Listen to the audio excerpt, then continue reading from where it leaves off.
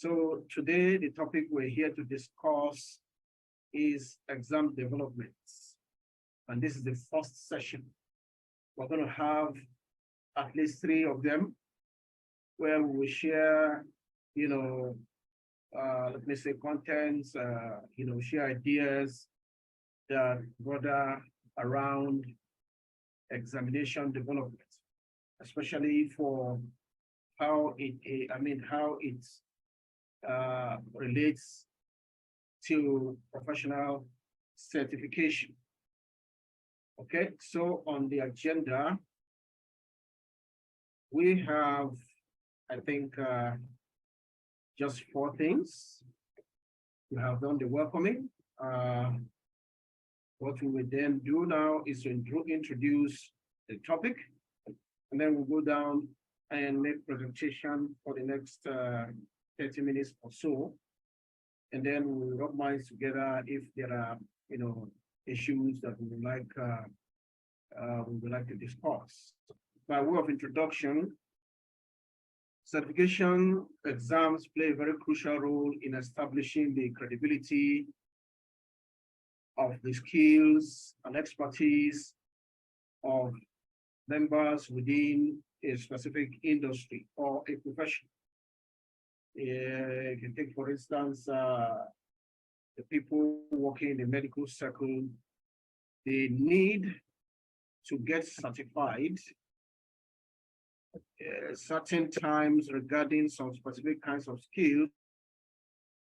This is because the certification helps in ensuring that members of the public or maybe employers look on them as people who have the necessary credibility and the trustworthiness that will elicit, people to want to work with them. In coming up with certification exams, it is worthy of note that the entire examination development process is one that is a complex one, and it is very much, structured. And so therefore, it requires let me say, high amount of planning and careful execution of those processes. This is because if we do this, we are almost sure that we will be able to cater for the 3 basic, should I call them the 3 basic requirements of a test, which are reliability, validity, and fairness.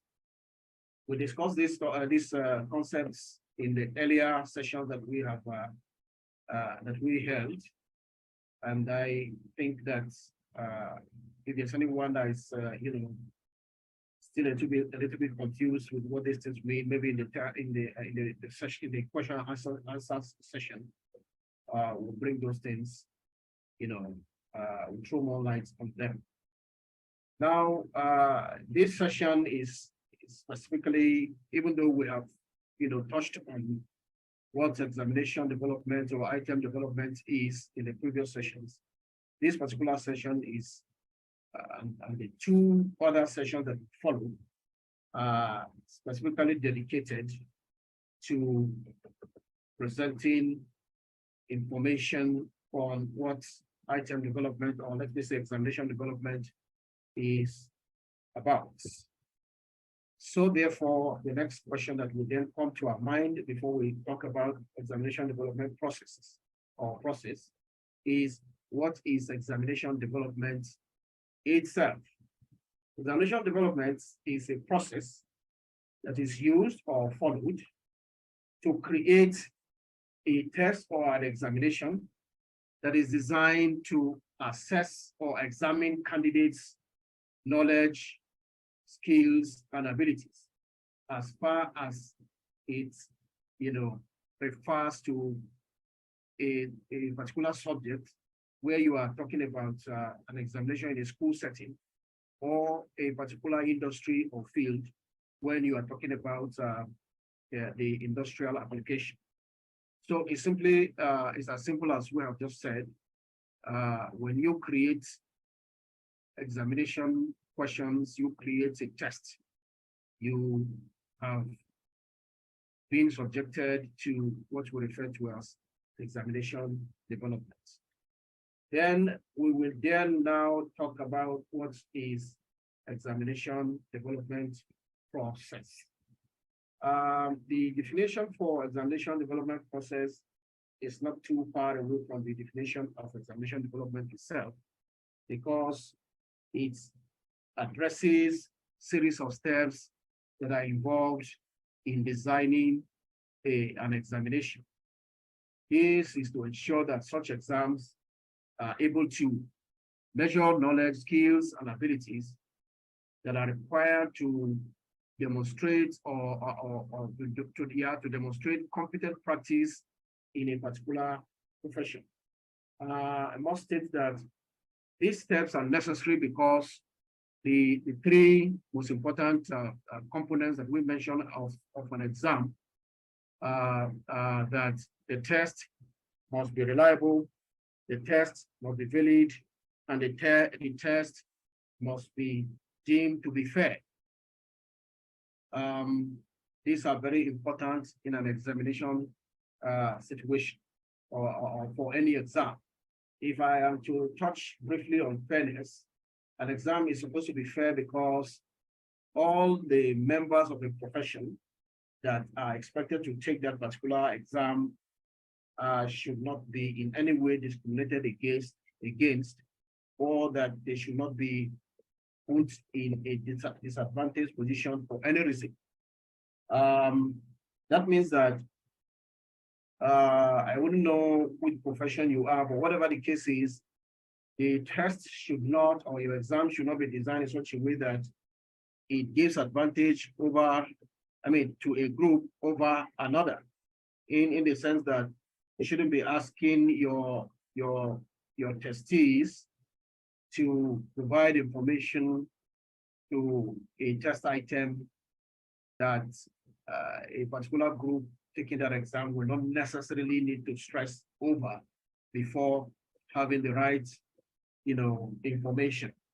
I mentioned while discussing this in a previous class that there is the promotion exam I wrote because in my place of 9-to-5 job, we usually every 3 years take a test, which you are expected to do well in order to qualify you to move over to the next pay grade. All right, so in the course of writing that test, a certain question that discriminates against some group of people was asked. And I remember a little bit well that the question was talking about asking for the date when I think Pope John Paul, when he was venerated. In the first place, for those of you who are familiar with our country, Nigeria, we have at least two major religions. You have the Christian folks and you have the Islamic guys. Now, that kind of a question is biased as far as the Islamic people are concerned.